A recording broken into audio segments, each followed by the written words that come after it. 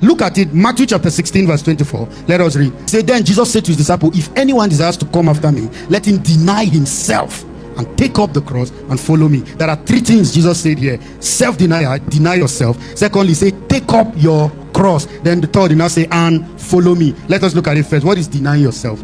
Denying yourself means that everything that has to do with you must not be a priority to you, but that which has to do with God. So before you think of yourself, you must first think, what does God desire of me? There is no time God asks anything from man that does not have to do with the man denying himself. I told you by the law of first mention last time we saw where worship was first mentioned. It was when Abraham took the boy.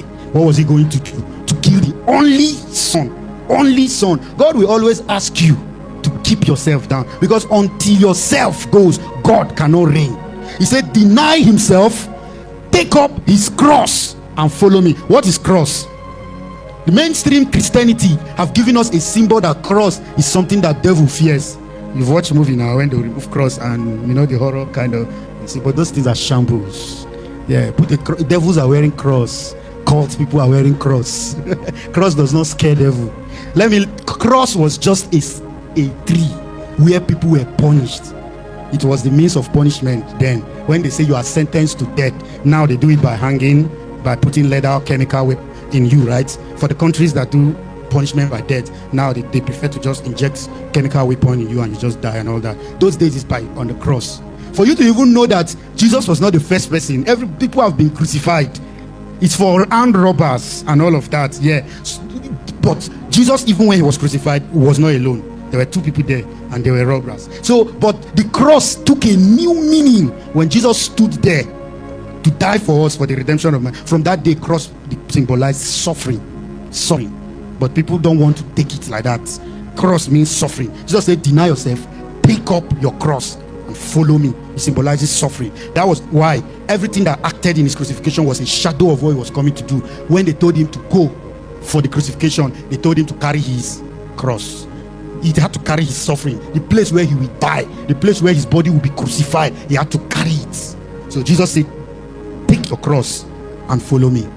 You remember the man that the rich man that said, I have done, he said, I want to follow you, sir. How do I follow you? He said, go and keep the commandment. The man, I have kept all, I've done everything. What was the next thing Jesus told him? And I said, go and sell everything you have, give it to the poor.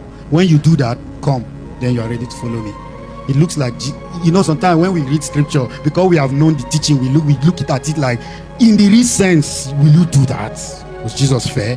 He worked for it. It was his wealth. He didn't gain it by fraudulent. He gained it by hard work. But then he's saying, go and sell it.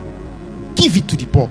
He didn't say, bring it to me. He said, give it to the poor. Because the goal is not about that Jesus wanted his wealth. The goal is that Jesus wants to see if he can deny himself. He wanted to see how much of himself he can keep aside to follow him. You remember the other one that said he wants to follow him? He said, okay, let's go. The guy said, well, wait, sir. I need to go and bury my father that just died. He not tell him, you're not serious. He said, let the dead bury their dead. There's no pastor that say that today and won't be crucified. So, I mean, his father died. How, you know, that's why one of my friends said Jesus was not a nice man. Jesus was not nice. He was not nice, no. He was not nice. And you know, the true worshippers are still scarce because people cannot face the reality of what the demand of the Father is.